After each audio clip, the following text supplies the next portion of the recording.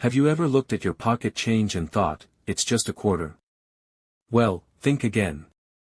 Some quarters from 1976 are not just worth 25 cents. They can be worth thousands, even tens of thousands of dollars.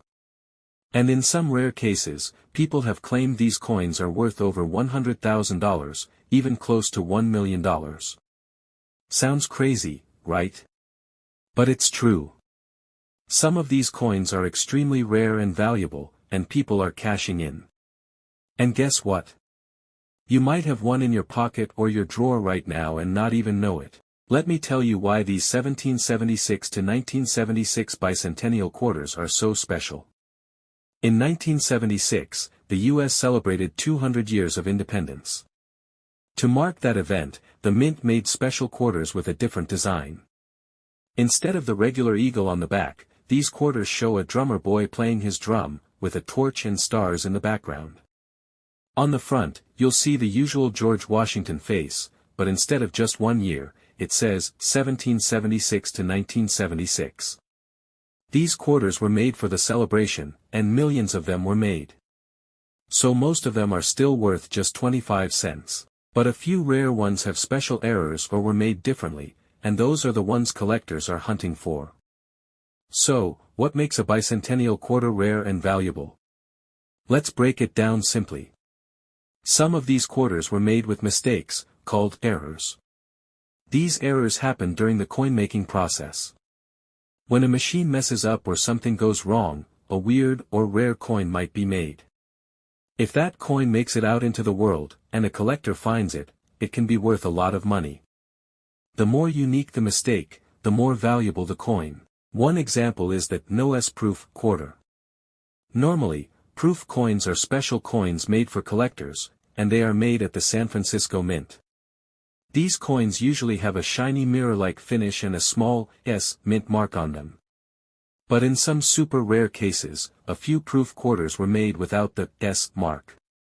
This means the mint forgot to add it. One of these rare, no-S coins sold for over $19,000 at an auction. Some people believe others could be worth even more. Another rare error is called a double die. This happens when the coin is struck twice by the machine but not perfectly lined up. It causes the words or numbers to look like they have a shadow or are doubled. If you look closely and see double lines on, "In God We Trust," or "Liberty," or the date, you might be holding a double die quarter.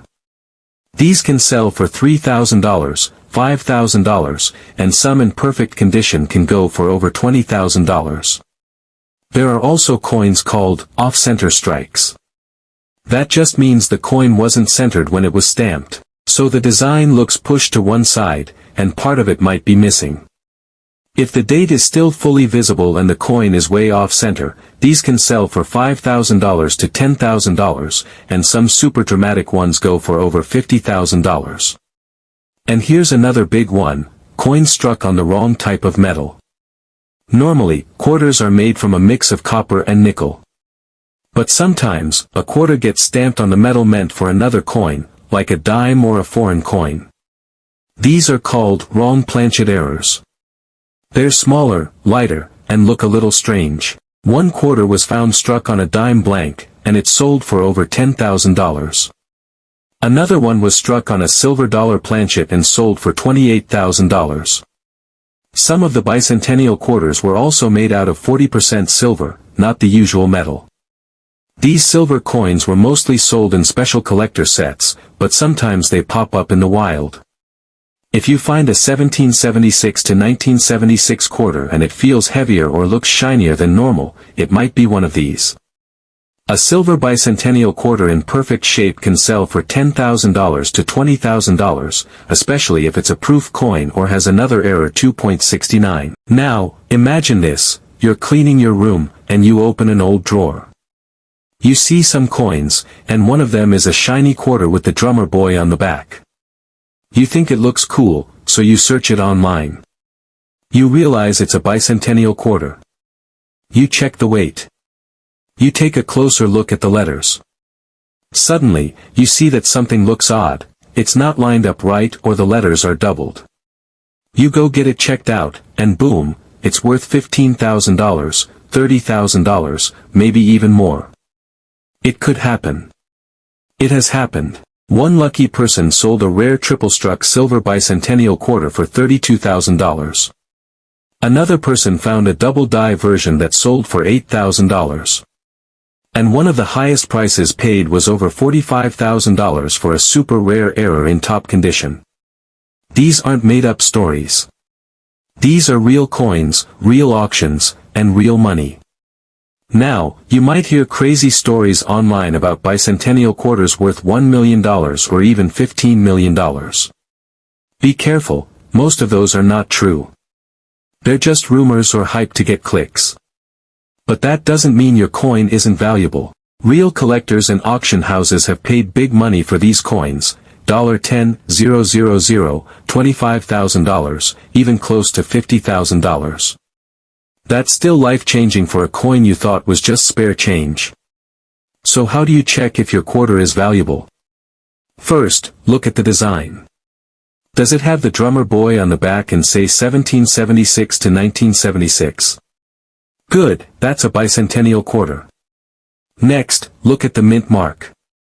You'll see a tiny letter under the date on the front. If it's missing, and the coin looks shiny like a proof, you might have a no S proof. Next, look for any doubling on the words or numbers. Use a magnifying glass or your phone camera zoom. Also, check if the design is centered. If it looks off or lopsided, that could be an off-center strike. Weigh the coin too. A regular quarter weighs about 5.67 grams. A dime weighs only 2.27 grams. If your quarter feels light or doesn't weigh right, it might have been struck on the wrong blank. That can make it very valuable. If you think you have something rare, don't clean it. That can ruin its value. Instead, take it to a local coin shop or send it to a coin grading company like PCGS or NGC. They can tell you if it's real, rare, and how much it might be worth. People are out there checking their change every day. Coin collectors, treasure hunters, even kids are finding these rare quarters and turning them into big money. You don't need to be an expert to start. You just need to know what to look for, and now you do. So next time you're handed a quarter in change, take a second and look at it. Is it a 1776 to 1976 quarter? Flip it over. Does it have the drummer boy? Good. Now check it closer. You never know, maybe that simple coin is worth $10,000, $20,000, even $100,000. And it's just been sitting there, waiting for you to notice. This is the kind of thing that makes coin collecting fun. It's like a treasure hunt. You never know what you'll find. It might take time, or maybe you'll get lucky right away. Either way, it costs nothing to check your change. But the reward could be huge. There are millions of bicentennial quarters out there. Most are normal. But a few are treasures. Rare coins, valuable errors, silver proofs, they're all out there. And they're hiding in plain sight. You could find one today, tomorrow, or next year.